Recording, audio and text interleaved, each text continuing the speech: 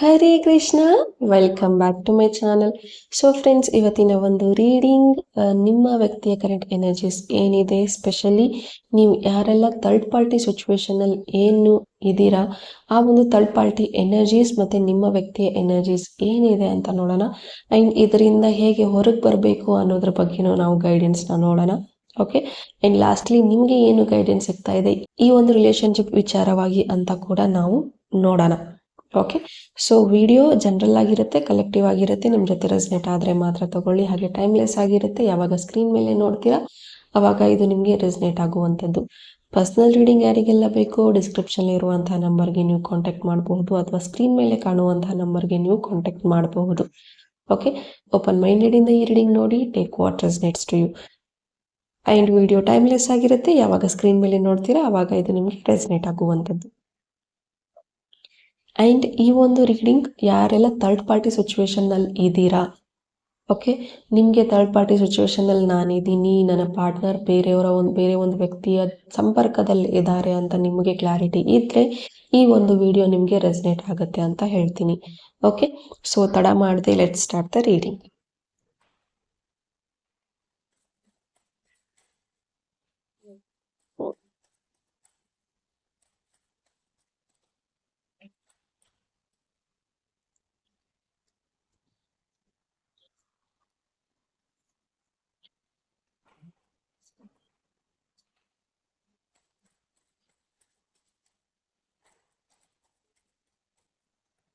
So ನಿಮ್ಮ ವ್ಯಕ್ತಿ and ನಿಮ್ಮ ಥರ್ಡ್ ಪಾರ್ಟಿ ಏನಿದ್ದಾರೆ, ಅವರ ಎನರ್ಜೀಸ್ ಏನಿದೆ, ಥರ್ಡ್ ಪಾರ್ಟಿ ಎನರ್ಜೀಸ್ ಫಸ್ಟ್ ನೋಡೋಣ.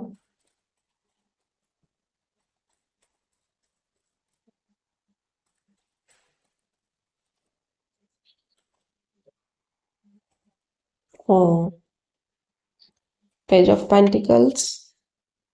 Okay. Ten of Swords.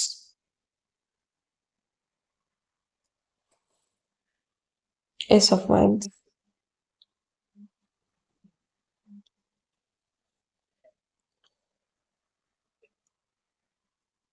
Ten of Wands. Ten of Swords, Ten of Wands ಬಂದಿದೆ. Air sign, fire sign, earth sign ಇದೀರಾ. Okay.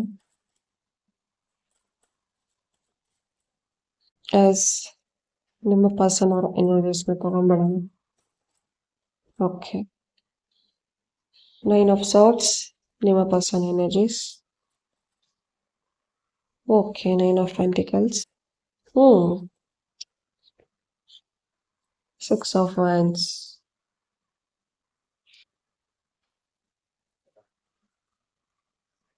And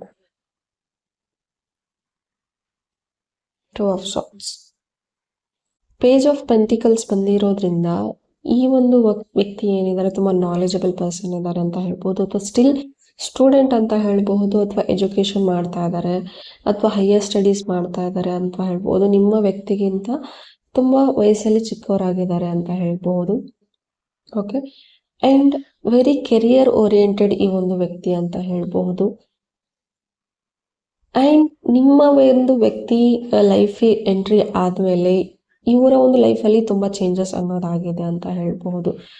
and ಈ ಒಂದು ವ್ಯಕ್ತಿ ಏನು ಕೆರಿಯರ್ ಓರಿಯೆಂಟೆಡ್ ಆಗಿದ್ರು, ಸೆಲ್ಫ್ ಓರಿಯೆಂಟೆಡ್ ಆಗಿದ್ರು, ನಾಲೆಜಬಲ್ ಪರ್ಸನ್, ಒಂದು ಮೆಚ್ಯೂರ್ಡ್ ಲೆವೆಲಲ್ಲಿ ಥಿಂಕ್ ಮಾಡ್ತಾ ಇರುವಂಥದ್ದು, ಒಂದು ಬುದ್ಧಿವಂತಿಕೆಯಿಂದ ಇರುವಂಥ ವ್ಯಕ್ತಿ ನಿಮ್ಮ ಒಂದು ವ್ಯಕ್ತಿಯ ಒಂದು ಲೈಫಲ್ಲಿ ಎಂಟ್ರಿ ಆದಮೇಲೆ ತುಂಬ ಬರ್ಡನ್ ಫೀಲ್ ಮಾಡ್ತಾ ಇದ್ದಾರೆ, ಹೈ ರಿಸ್ಕ್ ತೊಗೊಂಡ್ಬಿಟ್ಟಿದ್ದೀನಿ ಅಂತ ಹೇಳ್ತಾ ಇದ್ದಾರೆ ಅಂತ ಹೇಳ್ಬೋದು, ಫೀಲ್ ಮಾಡ್ತಾ ಇದ್ದಾರೆ ಅಂತ ಹೇಳ್ಬೋದು. ಆ್ಯಂಡ್ ಈ ಒಂದು ವ್ಯಕ್ತಿಗೆ ಆಲ್ರೆಡಿ ನಿಮ್ಮ ವ್ಯಕ್ತಿ ರಿಲೇಷನ್ಶಿಪ್ಪಲ್ಲಿ ಇದ್ದಾರೆ ಅಂತ ಗೊತ್ತಿರಲಿಲ್ಲ. ಆ್ಯಂಡ್ ರೀಸೆಂಟಾಗಿ ಅವ್ರಿಗೆ ಗೊತ್ತಾಗಿದೆ ದಟ್ ನಾನು ಈ ಒಂದು ರಿಲೇಷನ್ಶಿಪ್ಪಲ್ಲಿ ಥರ್ಡ್ ಪಾರ್ಟಿ ಆಗಿದ್ದೀನಿ. ಆ್ಯಂಡ್ ಈ ಒಂದು ವ್ಯಕ್ತಿ ತುಂಬ ಬ್ಲೈಂಡಾಗಿ ಒಂದು ಥರ್ಡ್ ಪರ್ಸನ್ನ ಏನಿದ್ದಾರೆ ಅಂದರೆ ನಿಮ್ಮ ಪರ್ಸನ್ ಥರ್ಡ್ ಪರ್ಸನ್ನ ತುಂಬಾ ನಂಬಿಸಿದ್ದಾರೆ ಅಂತ ಹೇಳ್ಬಹುದು. ಮೈಟ್ ಬಿ ನಿಮ್ಮಿಬ್ಬರ ಮಧ್ಯೆ ಏನೋ ಒಂದು ಕ್ಲಾಶ್ ಆಗಿದೆ ಅಂತ ಹೇಳ್ಬೋದು. ಸೊ ನೀವೇನೋ ಸಿಟ್ಟಲ್ಲಿ ಬ್ರೇಕಪ್ ಆಗಿದೆ ಅಂತ ನೀವು ಅಂದ್ಕೊಂಡಿದ್ರಿ, ಅಥವಾ ಅವ್ರಿಗೂ ಅಂದ್ಕೊಂಡಿದ್ರು, ಅಥವಾ ಏನೋ ಒಂದು ಕ್ಲಾಶಸ್, ಏನೋ ಒಂದು ಮಿಸ್ಅಂಡರ್ಸ್ಟ್ಯಾಂಡಿಂಗ್ ಇಂದ ಒಂದು 2-3 ತಿಂಗಳಿಂದ ನೀವು ಸಪ್ರೇಷನ್ ಅಲ್ಲಿ ಇದ್ದ ಕಾರಣ ಈ ಒಂದು ವ್ಯಕ್ತಿ ಕನೆಕ್ಟ್ ಆಗಿದ್ದಾರೆ. ನಿಮ್ಮ ವ್ಯಕ್ತಿಗೆ ಒಂದು ಹೀಲಿಂಗ್ ಅನ್ನೋದು ಬೇಕಾಗಿತ್ತು. ನಿಮ್ಮನ್ನ ಒಂದು ಮರೆಯೋದಕ್ಕೆ ಒಬ್ಬರ ಒಂದು ಎಮೋಷನಲ್ ಒಂದು ಸಪೋರ್ಟ್ ಬೇಕಾಗಿತ್ತು. ಆ ಟೈಮಲ್ಲಿ ಈ ಒಂದು ವ್ಯಕ್ತಿ ಎಂಟ್ರಿ ಆಗಿದ್ದಾರೆ. ಆವಾಗ ಈ ವ್ಯಕ್ತಿಗೆ ತುಂಬಾನೇ ಮ್ಯಾನಿಪುಲೇಟ್ ಮಾಡಿ ಅವರ ಒಂದು ಪಾಸ್ಟ್ ಈ ತರ ಆಗಿದೆ, ಹಾಗಾಗಿದೆ ಅಂತ ಒಂದು ಸಿಂಪತಿ ಕ್ರಿಯೇಟ್ ಮಾಡಿಕೊಂಡು ಆ ಒಂದು ಥರ್ಡ್ ಪಾರ್ಟಿ ಲೈಫ್ಗೆ ನಿಮ್ಮ ವ್ಯಕ್ತಿ ಎಂಟ್ರಿ ಕೊಟ್ಟಿದ್ದಾರೆ ಅಂತ ಹೇಳ್ಬಹುದು. ಅಂಡ್ ಈಗಲೂ ಸಹ ಈ ಒಂದು ವ್ಯಕ್ತಿ ನಿಮ್ಮ ಬಗ್ಗೆನೇ ವೇಟ್ ಮಾಡ್ತಾ ಇದ್ದಾರೆ. ಬಟ್ ಈಗ ರೀಸೆಂಟ್ ಆಗಿ ನಿಮ್ಮ ವ್ಯಕ್ತಿಗೆ ಲೈಕ್ ಥರ್ಡ್ ಪಾರ್ಟಿ ಇದ್ದಾರೆ ಅಂದ್ರೆ ಈ ಒಂದು ಥರ್ಡ್ ಪಾರ್ಟಿಗೆ ನಿಮ್ಮ ವ್ಯಕ್ತಿ ರಿಲೇಶನ್ಶಿಪ್ ಅಲ್ಲಿ ಇದ್ರು ಅಥವಾ ಇದ್ದಾರೆ. ನಾನೇ ಈ ಒಂದು ರಿಲೇಶನ್ಶಿಪ್ ಅಲ್ಲಿ ಥರ್ಡ್ ಪಾರ್ಟಿ, ನಾನು ತುಂಬಾ ರಿಸ್ಕ್ ತಗೊಂಡ್ಬಿಟ್ಟೆ. ಮೈಟ್ ಬಿ ಈ ಒಂದು ಥರ್ಡ್ ಪಾರ್ಟಿ ಏನಿದ್ದಾರೆ ನಿಮ್ಮ ವ್ಯಕ್ತಿಗೆ ಫಿನಾನ್ಷಿಯಲಿ ಕೂಡ ಸಪೋರ್ಟಿವ್ ಆಗಿ ನಿಂತ್ಕೊಂಡಿದ್ರು ಅಂತ ಹೇಳ್ಬಹುದು. ದುಡ್ಡು ಅನ್ನೋದನ್ನ ಕೊಟ್ಟಿದ್ರು ಅಂತ ಹೇಳ್ಬಹುದು ತುಂಬಾನೇ. ಓಕೆ, ಅಂಡ್ ಆ ಒಂದು ದುಡ್ಡನ್ನ ಹಿಂತಿರುಗಿಸು ಅಂತ ಕೂಡ ಈ ಒಂದು ವ್ಯಕ್ತಿ ಕೇಳ್ತಾ ಇದಾರೆ, ಥರ್ಡ್ ಪಾರ್ಟಿ ಕೇಳ್ತಾ ಇದ್ದಾರೆ.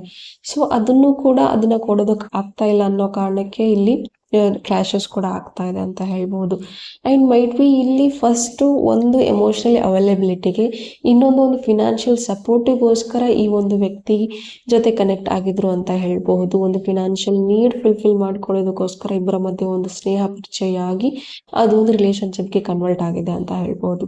ಅಂಡ್ ಥರ್ಡ್ ಪಾರ್ಟಿ ಫೀಲ್ ಮಾಡ್ತಾ ಇರೋದು ನನ್ನ ಒಂದು ಲೈಫ್ನ ಒಂದು ಮೇಜರ್ ಮಿಸ್ಟೇಕ್ ನಾನು ಮಾಡ್ಕೊಂಡಿರೋದು, ಅಂಡ್ ಇದರಿಂದ ನಾನು ಎಲ್ಲವನ್ನೂ ಕಳ್ಕೊಂಡ್ಬಿಟ್ಟೆ. ಅಂಡ್ ಆ ಒಂದು ಪರ್ಸನ್ ಕೂಡ ನನಗೆ ಎಷ್ಟು ಶಾಪ ಹಾಕ್ತಾ ಇರ್ತಾರೆ ಅಂದ್ರೆ ನೀವೆಷ್ಟು ಶಾಪ ಹಾಕ್ತಿರ್ತೀರಾ ಅವ್ರಿಗೆ ಅಂತ ಕೂಡ ಅವ್ರು ಫೀಲ್ ಮಾಡ್ತಾ ಇದ್ದಾರೆ. ಅಂಡ್ ಅದರಿಂದಾಗೆ ಕೂಡ ನಾನು ತುಂಬಾ ಲಾಸ್ ಅನ್ನೋದನ್ನ ನೋಡ್ತಾ ಇದ್ದೀನಿ ಅಂತ ಈ ಒಂದು ವ್ಯಕ್ತಿ ಫೀಲ್ ಮಾಡ್ತಾ ಇದ್ದಾರೆ. ಅಂದ್ರೆ ನಿಮ್ಮ ರಿಲೇಶನ್ಶಿಪ್ ಅಲ್ಲಿ ನಿಮ್ಮ ಪರ್ಸನ್ ಇವರ ಲೈಫಿಗೆ ಎಂಟ್ರಿ ಆದ್ಮೇಲೆ ಇವ್ರ ಲೈಫಲ್ಲಿ ತುಂಬಾನೇ ಚೇಂಜ್ ಆಗಿದೆ ಅಂತ ಹೇಳ್ಬಹುದು. ಅಂಡ್ ಇವರ ಒಂದು ನಾಲೆಜ್ ಏನಿತ್ತು, ಒಂದು ಕೆರಿಯರ್ ಓರಿಯೆಂಟೆಡ್ ಗೋಲ್ಸ್ ಏನಿತ್ತು ಅದನ್ನೆಲ್ಲ ಕಂಪ್ಲೀಟ್ ಆಗಿಬಿಟ್ಟು ಕಂಪ್ಲೀಟ್ ನಿಮ್ಮ ಪರ್ಸನ್ ಬಗ್ಗೆನೇ ಥಿಂಕ್ ಮಾಡ್ತಾ ನಿಮ್ಮ ಪರ್ಸನ್ ಲೈಫ್ ಅಂತ ಎಲ್ಲ ಅನ್ಕೊಂಡು ಕೂಡ ಈ ಒಂದು ವ್ಯಕ್ತಿ ಇದ್ರು ಅಂತ ಹೇಳ್ಬಹುದು. ಮೈಟ್ ಬಿ ಈ ಒಂದು third party situation 2 years 3 years ಇಂದ ಕೂಡ ನಡೀತಾ ಇತ್ತು. ಬಟ್ ರೀಸೆಂಟ್ ಆಗಿ ಒಂದು ವೀಕ್ ಇಂದ ಅಥವಾ ಒಂದು 10 ದಿನದ ಹಿಂದಗಡೆ ಅಷ್ಟೇ ಈ ಒಂದು ಥರ್ಡ್ ಪಾರ್ಟಿಗೆ ರಿಯಾಲಿಟಿ ಅನ್ನೋದು ಗೊತ್ತಾಗಿದೆ ಅಂತ ಹೇಳ್ಬಹುದು. ಅಂಡ್ ಸಮ್ವೇರ್ ನಿಮ್ಮ ವ್ಯಕ್ತಿ ಬ್ಲೈಂಡ್ ಆಗಿ ಈ ಒಂದು ಥರ್ಡ್ ಪಾರ್ಟಿನ ನಂಬಿಸಿದ್ದಾರೆ ಅಂತ ಹೇಳ್ಬಹುದು. ನಿಮ್ಮನ್ನು ಅಷ್ಟೇ ಬ್ಲೈಂಡ್ ಆಗಿ ನಂಬಿಸಿದ್ದಾರೆ, ಆ ಒಂದು ಥರ್ಡ್ ಪಾರ್ಟಿನೂ ಕೂಡ ಇಲ್ಲಿ ನಂಬಿಸಿದ್ದಾರೆ ಅಂತ ಹೇಳ್ಬಹುದು. ಅಂಡ್ ತುಂಬಾ ಬರ್ಡನ್ ಫೀಲ್ ಮಾಡ್ತಾ ಇರೋದ್ರಿಂದ ಈ ಒಂದು ರಿಲೇಶನ್ಶಿಪ್ ನನಗೆ ತುಂಬಾ ಬರ್ಡನ್ ಆಗ್ತಾ ಇದೆ, ಹೊರೆ ಆಗ್ತಾ ಇದೆ, ನಾನು ಇದರಿಂದ ಹೊರಗೆ ಹೋಗ್ಬೇಕು, ಲೆಟ್ಸ್ ಎಂಡ್ ದಿಸ್, ಇದನ್ನೆಲ್ಲ ಕಂಪ್ಲೀಟ್ ಆಗಿ ಎಂಡ್ ಮಾಡ್ಕೋಬೇಕು ಅಂತಾನು ಕೂಡ ಅನ್ಕೊಳ್ತಾ ಇದ್ದಾರೆ. ಅಂಡ್ ರೀಸೆಂಟ್ ಆಗು ಕೂಡ ಇದನ್ನ ಎಂಡ್ ಮಾಡೋಣ ಅಂತ ಕೂಡ ಈ ಒಂದು ವ್ಯಕ್ತಿ ನಿಮ್ಮ ವ್ಯಕ್ತಿ ಜೊತೆಗೆ ಮಾತಾಡಿದ್ದಾರೆ ಅಂತ ಹೇಳ್ಬಹುದು. ಅಂಡ್ ಅದರಿಂದ ಕಂಪ್ಲೀಟ್ ಆಗಿ ಕನೆಕ್ಟಿವಿಟಿನ ಕಟ್ ಮಾಡ್ಕೋಬೇಕು ಅಂತಾನು ಕೂಡ ಈ ಒಂದು ವ್ಯಕ್ತಿ ಅನ್ಕೊಳ್ತಾ ಇದ್ದಾರೆ. ಅಂಡ್ ಸ್ವಲ್ಪ ಕಷ್ಟ ಆಗುತ್ತೆ, ಬಟ್ ಡೆಫಿನೆಟ್ಲಿ ನಾನು ಈ ತರದ ಒಂದು ರಿಲೇಶನ್ಶಿಪ್ ಅಲ್ಲಿ ನಾನು ಇರೋದಿಲ್ಲ, ನನಗೆ ಪ್ರಯಾರಿಟಿ ಇಲ್ಲದೆ ಇರೋದು ಅಥವಾ ಇನ್ನೊಬ್ಬರ ಒಂದು ಲೈಫ್ನ ಕಿತ್ಕೊಂಡು ನಾನು ಬದುಕುವಷ್ಟು ಪರಿಸ್ಥಿತಿ ನನಗೆ ಇಲ್ಲ ಅಂತ ಒಂದು ಮೆಚ್ಯೂರ್ಡ್ ಡಿಸಿಷನ್ ಅನ್ನೋದನ್ನ ಇವ್ರು ತಗೊಳ್ತಾ ಇದ್ದಾರೆ ಥರ್ಡ್ ಪಾರ್ಟಿ ಅಂತ ಹೇಳ್ಬೋದು. ಆಗ್ಲೇ ಸ್ಟಾರ್ಟಿಂಗ್ ಅಲ್ಲೇ ಹೇಳ್ದಾಗೆ ಒಂದು ಮೆಚುರಿಟಿ ಅನ್ನೋದು ಈ ಒಂದು ವ್ಯಕ್ತಿಗೆ ತುಂಬಾ ಇರೋದ್ರಿಂದ ಒಂದು ಮೆಚ್ಯೂರ್ಡ್ ಡಿಸಿಷನ್ ನ ಇವರು ತಗೊಳ್ತಾ ಇದ್ದಾರೆ. ಅಂಡ್ ಈ ಒಂದು ವ್ಯಕ್ತಿ ಕೂಡ ಹೇಳಿದ್ದಾರೆ ದಟ್ ನಿಮ್ಮ ಪರ್ಸನ್ಗೆ ಯೋಚನೆ ಮಾಡು, ನಿನಗೆ ಅವರ ಎರಡು ದೋಣಿ ಮೇಲೆ ಕಾಲು ಇಡೋದಕ್ಕೆ ಹೋಗ್ಬೇಡ, ನೀನ್ 2 ದೋಣಿ ಮೇಲೆ ಕಾಲು ಇಡ್ತಾ ಇದೀಯಾ, ಇಬ್ಬರಲ್ಲಿ ಒಬ್ಬರನ್ನ ಚೂಸ್ ಮಾಡು, ನೀನ್ ಅವ್ರ ಜೊತೆ ಹ್ಯಾಪಿಯಾಗಿ ಇರ್ತೀನಿ ಅಂತಂದ್ರೆ ಜಸ್ಟ್ ಗೋ, ಅವ್ರ ಜೊತೆನೆ ಇದ್ ಬಿಡು, ನೀನ್ ಮತ್ತೆ ನನ್ನ ಲೈಫಿಗೆ ಯಾವತ್ತೂ ಬರಬೇಡ ಅಂತಾನು ಕೂಡ ಇವ್ರ ಮಧ್ಯೆ ಕನ್ವರ್ಸೇಷನ್ ನಡೀತಾ ಇದೆ. ಅಂಡ್ ಇದೆಲ್ಲ ಆದ್ಮೇಲೆ ಈ ಒಂದು ವ್ಯಕ್ತಿಗೆ ರಿಯಲೈಸ್ ಆಗ್ತಾ ಇದೆ, ಯಾಕೆ ನಾನು ಈ ರೀತಿ ತಪ್ಪು ಮಾಡಿದೆ, ಯಾಕೆ ನನ್ನ ರಿಲೇಶನ್ಶಿಪ್ ಅಲ್ಲಿ ಈ ತರ ಎಲ್ಲ ಆಯ್ತು, ನಾನು ಯಾಕೆ ಇದನ್ನೆಲ್ಲ ಮಾಡಿದೆ, ನನ್ನ ಬುದ್ಧಿ ಎಲ್ಲಿ ಹೋಗಿತ್ತು, ಈ ತರದೆಲ್ಲ ರಿಗ್ರೆಟ್ ಫೀಲ್ ಮಾಡ್ತಾ ಇದ್ದಾರೆ, ಗಿಲ್ಟ್ ಫೀಲ್ ಮಾಡ್ತಾ ಇದ್ದಾರೆ ಅಂತ ಹೇಳ್ಬಹುದು. ಓಕೆ, ಅಂಡ್ ನಾನು ಬ್ಲೈಂಡ್ ಆಗಿ ಒಬ್ಬರನ್ನ ನಂಬಿಸಿದ್ದೀನಿ ಅಥವಾ ನನ್ನ ಒಂದು ಎಮೋಷನಲ್ ನೀಡ್ಸ್ಗೆ ಅಥವಾ ನನ್ನ ಒಂದು ಸ್ವಾರ್ಥಕ್ಕೆ ಇಬ್ಬರ ಒಂದು ಲೈಫ್ನ ನಾನು ಹಾಳು ಮಾಡಿಬಿಟ್ಟೆ ಅಂತ ಈ ಒಂದು ವ್ಯಕ್ತಿ ಗಿಲ್ಟ್ ಅಲ್ಲಿ ಇದ್ದಾರೆ ಅಂತ ಹೇಳ್ಬಹುದು. ಅಂಡ್ ತುಂಬಾನೇ ಬೇಟ್ರೇಯಲ್ ಕೂಡ ರಿಲೇಶನ್ಶಿಪ್ ಅಲ್ಲಿ ಆಗಿದೆ ಅಂತ ಹೇಳ್ಬಹುದು. ಮೈಟ್ ಬಿ ನೀವು ಬರೋದಕ್ಕೂ ಮುಂಚೆನೆ ಇವ್ರಿಗೆ ಆಲ್ರೆಡಿ ಒಂದು 2-3 ಬ್ರೇಕಪ್ಸ್ ಆಗಿದೆ ಅಂತ ಹೇಳ್ಬಹುದು. ಸೊ ಅದನ್ನ ಹೀಲ್ ಆಗದೇನೆ, ಆ ಒಂದು ಟ್ರಾಮಾಗಳನ್ನ ಹೀಲ್ ಆಗದೆ ನಿಮ್ಮ ಜೊತೆಗೆ ಮತ್ತೆ relationship ಬಂದಿರುವಂತದ್ದು.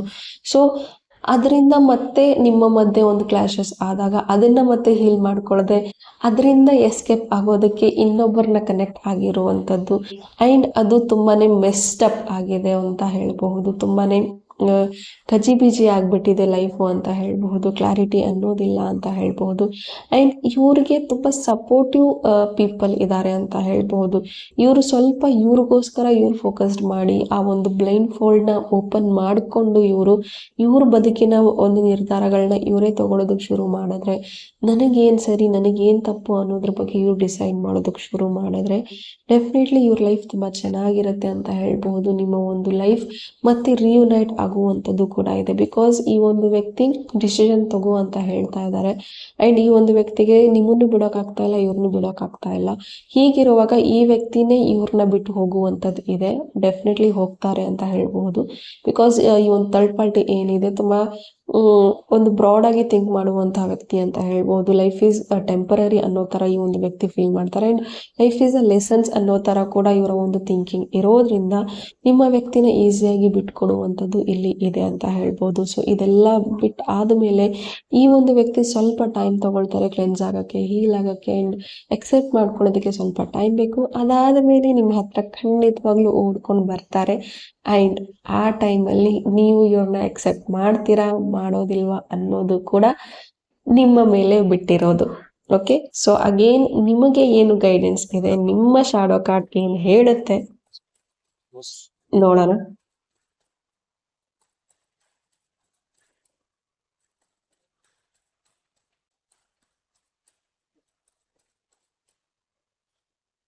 Okay, 2 cards. Oh wow, current ಬಂತು. ಓಕೆ, 5 ಆಫ್ ವ್ಯಾನ್ಸ್ ಇದು ನಿಮಗೆ ಅಂತ guidance and king of wands. Again third party confirm ಇದೆ. That third party sometimes you feel like ಇವ್ರು ಇಷ್ಟು ತಪ್ಪು ಮಾಡಿದ್ದಾರೆ ಅಂತಂದರೆ ನಾನು ಯಾಕೆ ಆ ತಪ್ಪು ಮಾಡಬಾರ್ದು ಅಂತ ಎಲ್ಲೋ ಒಂದು ಕಡೆ ಒಂದು ಚಿಕ್ಕದಾಗಿ ಆ ಥಾಟ್ ಬಂದು ಹೋಗಿರಬಹುದು ನಿಮಗೆ. ಆ್ಯಂಡ್ ತುಂಬ ಡಾಮಿನೇಟಿಂಗ್ ಕ್ಯಾರೆಕ್ಟರ್ ಇದೆ ಅಂತ ಹೇಳಬಹುದು. ಆ್ಯಂಡ್ ಜಾಸ್ತಿ ಕಂಟ್ರೋಲ್ ತಗೊಳ್ಳೋದಕ್ಕೆ ನೋಡ್ತಾ ಇದ್ದೀರಾ ನೀವು ನಿಮ್ಮ ವ್ಯಕ್ತಿನ.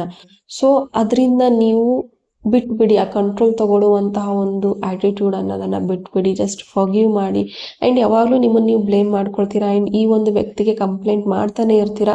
ನಾನು ಏನು ಮಾಡಿದ್ದೆ, ನನ್ನ ಜೊತೆ ಯಾಕೆ ಹೀಗಿದೆಯಾ, ಪದೇ ಪದೇ ಕಾನ್ಫ್ಲಿಕ್ಟ್ಸ್ ಈ ಒಂದು ಥರ್ಡ್ ಪಾರ್ಟಿ ವಿಚಾರವಾಗಿಯೇ ನಿಮ್ಮ ಮಧ್ಯೆ ತುಂಬ ಜಗಳಗಳಾಗ್ತಾ ಇದೆ, ಒಂದು ಮಿಸ್ಅಂಡರ್ಸ್ಟ್ಯಾಂಡಿಂಗ್ಸ್ ಆಗ್ತಾ ಇದೆ, ಕ್ಲಾರಿಟಿ ಸಿಗ್ತಾ ಇಲ್ಲ and you are messing up your life too. Okay, ಪದೇ ಪದೇ ಜಗಳ ಮಾಡಿ ಇದು ಮಾಡಿ ಮೆಸ್ಅಪ್ ಮಾಡ್ಕೋಬೇಡಿ. Just accept the reality and heal yourself and ಜಾಸ್ತಿ ಯಾವುದನ್ನು ಹಿಡಿತದಲ್ಲಿ ಇಟ್ಕೋಬೇಡಿ. ನಾನೆಲ್ಲವನ್ನು ಕಂಟ್ರೋಲ್ ಮಾಡ್ತೀನಿ, ನಾನೇ ಎಲ್ಲವನ್ನು ಸರಿ ಮಾಡ್ತೀನಿ ಅನ್ನೋ ಒಂದು ಹುಚ್ಚುತನ ಬೇಡ. ಸಮ್ಟೈಮ್ಸ್ ಯೂನಿವರ್ಸಿಗೆ ಸರೆಂಡರ್ ಆಗೋದನ್ನು ಕಲೀರಿ ಆ್ಯಂಡ್ ಸ್ಪಿರಿಚುವಲ್ ಪಾತಿಗೆ ಬನ್ನಿ. ಆದಷ್ಟು ಸರೆಂಡರ್ ದ ಸಿಚುವೇಶನ್. ಓಕೆ, ನನ್ನ ಲೈಫಲ್ಲಿ ಈ ಥರ ಇದೆ, ಯೂನಿವರ್ಸ್ ನನಗೆ ಸರೆಂಡರ್ ಮಾಡ್ತಾ ಇದ್ದೀನಿ ಅಂತ ನೀವು ಅದನ್ನು ಸರೆಂಡರ್ ಮಾಡಿಬಿಡಿ. ಆ್ಯಂಡ್ ಥರ್ಡ್ ಪಾರ್ಟಿ ಆಗುವಂಥದ್ದು ಅಥವಾ ಈ ಥರ ರಿಲೇಷನ್ಶಿಪ್ಪಲ್ಲಿ ಬರುವಂಥದ್ದು there is some past life mistakes ಇಂದ ಅಥವಾ ಪಾಸ್ಟ್ ಲೈಫ್ ಕನೆಕ್ಷನ್ ಇಂದ ಕೂಡ ಇದು ಆಗ್ತಾ ಇರುತ್ತೆ. ಸೊ ಇವೆಲ್ಲ ಲೆಸನ್ಸ್ ಲರ್ನಿಂಗ್ಸ್ ಅಂತ ನೀವು ತಗೊಂಡು ಮುಂದೆ ಹೋಗಬೇಕು and stop controlling. Out of control ಹೋಗ್ಬಿಟ್ರೆ ನೀವು ತುಂಬ ಪ್ಯಾನಿಕ್ ಆಗುವಂಥದ್ದು ಅಥವಾ ನಾನು ಅನ್ಕೊಳ್ಳೋ ರೀತಿ ಯಾವುದು ಆಗ್ತಾ ಇಲ್ಲ ಅಂತ ನಿಮ್ಮನ್ನೇ ನೀವು ಬ್ಲೇಮ್ ಮಾಡುವಂಥದ್ದು, ಆ ಥರ್ಡ್ ಪಾರ್ಟಿಗೆ ಶಾಪ ಹಾಕುವಂಥದ್ದು ಯಾವುದನ್ನು ಮಾಡೋದಕ್ಕೆ ಹೋಗಬೇಡಿ. Okay, most of the time ನಿಮಗೆ ಗೊತ್ತಿಲ್ಲದೇ ನೀವು ಅವ್ರಿಗೆ ಶಾಪ ಹಾಕಿರ್ತೀರಾ ಆ್ಯಂಡ್ ಅದು ಮಲ್ಟಿಪ್ಲೈ ಆಗಿ ನಮಗೆ ಬರುತ್ತೆ ವಾಪಸ್ಸು. ಬಿಕಾಸ್ ಕರ್ಮ ಈಸ್ ರಿಯಲ್ ಅಂತ ಹೇಳ್ತಾರಲ್ಲ, ಕರ್ಮ ಕಾಣಲ್ಲ ಕಾಡುತ್ತೆ ಅಂತ. ಸೊ ಅದೇ ರೀತಿ ನಾವೇನು ಕೊಡ್ತೀವೋ ಅದೇ ಬರುತ್ತೆ.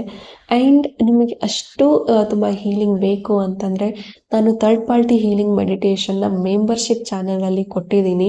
ಸೊ 48 ಡೇಸ್ ಚಾಲೆಂಜ್ ಅದನ್ನು ನೀವು ಮಾಡ್ತಾ ಬನ್ನಿ. ಡೆಫಿನೆಟ್ಲಿ ನೀವು ಆ ಒಂದು ಥರ್ಡ್ ಪಾರ್ಟಿನ ನೋಡುವಂಥ ಒಂದು ವ್ಯೂ ಚೇಂಜ್ ಆಗುತ್ತೆ, ಒಂದು ಪರ್ಸೆಪ್ಷನ್ ಚೇಂಜ್ ಆಗುತ್ತೆ ನಿಮ್ಮದು ಕೂಡ. ಆ್ಯಂಡ್ ಇನ್ನೂ ಸ್ಪಿರಿಚುವಾಲಿಟಿಗೆ ನೀವು ಇನ್ನೂ ಜಾಸ್ತಿ ಆಳವಾಗಿ ಇಳಿತೀರಾ ಅಂತ ಹೇಳಬಹುದು. ಆ್ಯಂಡ್ ಅಗೇನ್ ಎಲ್ಲವನ್ನು ನೀವು ಕಂಟ್ರೋಲ್ ಮಾಡೋದಕ್ಕೆ ಆಗೋದಿಲ್ಲ. ಕೆಲವೊಂದ್ಸತಿ ದೇವರಿಗೆ ಒಪ್ಪಿಸ್ಬಿಡ್ಬೇಕಾಗತ್ತೆ. ನಮ್ಮ ಕೈ ಮೀರಿ ಹೋದಾಗ ನಾವು ಏನು ಮಾಡೋದಕ್ಕಾಗೋದಿಲ್ಲ. ಸರೆಂಡರ್ ಆಗೋದೇ ನಮ್ಮ ಹತ್ರ ಲಾಸ್ಟ್ ಆಪ್ಷನ್ ಇರುತ್ತೆ. ನೀವು ಮಾಡೋ ಪ್ರಯತ್ನ ಎಲ್ಲ ಮಾಡಿದ್ದೀರಾ ಅಂದರೆ ಜಸ್ಟ್ ಸರೆಂಡರ್ ಮಾಡಿ ಆ್ಯಂಡ್ ಆ ಮೆಡಿಟೇಷನ್ನ ಖಂಡಿತ ಟ್ರೈ ಮಾಡಿ. ನಿಮಗೆ 100% ವರ್ಕ್ ಆಗುತ್ತೆ. ಆ್ಯಂಡ್ ಸಾಧ್ಯ ಆದರೆ ಆ ಮೆಡಿಟೇಷನ್ ಲಿಂಕ್ನ ನಾನು ಡಿಸ್ಕ್ರಿಪ್ಷನಲ್ಲಿ ಕೊಟ್ಟಿರ್ತೀನಿ, ಹೋಗಿ ವಾಚ್ ಮಾಡಿ. Okay, and stop blaming. ನಿಮ್ಮನ್ನು ನೀವು ಬ್ಲೇಮ್ ಮಾಡೋದನ್ನು ಬಿಡಿ, ನಿಮ್ಮನ್ಗೆ ನೀವು ಶಾಪ ಹಾಕ್ಕೊಳ್ಳೋದನ್ನು ಬಿಡಿ, ಥರ್ಡ್ ಪಾರ್ಟಿಗೆ ಬೈಯೋದನ್ನು ಬಿಡಿ, ಆ್ಯಂಡ್ ನಿಮ್ಮ ಪರ್ಸನ್ಗೂ ನೀವು ಬೈಯೋದನ್ನು ಬಿಡಿ. ಇಬ್ಬರನ್ನು ಫರ್ಗಿವ್ ಮಾಡಿ, ಸಿಚುವೇಶನ್ನ ಎಕ್ಸೆಪ್ಟ್ ಮಾಡಿ, ನಿಮ್ಮನ್ನು ನೀವು ಹೀಲ್ ಮಾಡ್ಕೊಳ್ಳಿ ಆ್ಯಂಡ್ ಎಲ್ಲವೂ ಸರಿ ಹೋಗುತ್ತೆ. ಓಕೆ, ಯೂನಿವರ್ಸ್ ಯಾವಾಗಲೂ ನಿಮ್ಮ ಜೊತೆಗೆ ಇರ್ತಾರೆ. ನಿಮ್ಮ ಸಿಚುವೇಶನ್ಸ್ಗೆ ಯಾವಾಗಲೂ ಬೆಂಬಲವಾಗಿ ನಿಂತ್ಕೊಳ್ತಾರೆ. ಅವರ ದಾರಿ ತೋರಿಸ್ತಾನೆ ಇರ್ತಾರೆ. ನೀವು ಅಬ್ಸರ್ವ್ ಮಾಡಿ, ನೀವು ಆ ಒಂದು ಪಾತ್ನ ಚೂಸ್ ಮಾಡ್ಕೋಬೇಕಾಗತ್ತೆ. ನಿಮ್ಮ ಕೈಯಲ್ಲಿ ಇರುತ್ತೆ ಅದು. ಓಕೆ, ಸೊ ಇದಾಗಿತ್ತು ನಿಮ್ಮ ರೀಡಿಂಗ್. ಹೋಪ್ ಈ ರೀಡಿಂಗ್ ನಿಮಗೆ ಇಷ್ಟ ಆಗಿದೆ ಅಂತ ಭಾವಿಸ್ತೀನಿ. ಇಷ್ಟ ಆಗಿದ್ರೆ ಕಮೆಂಟಲ್ಲಿ ತಿಳಿಸಿ. Thank you. God bless you all.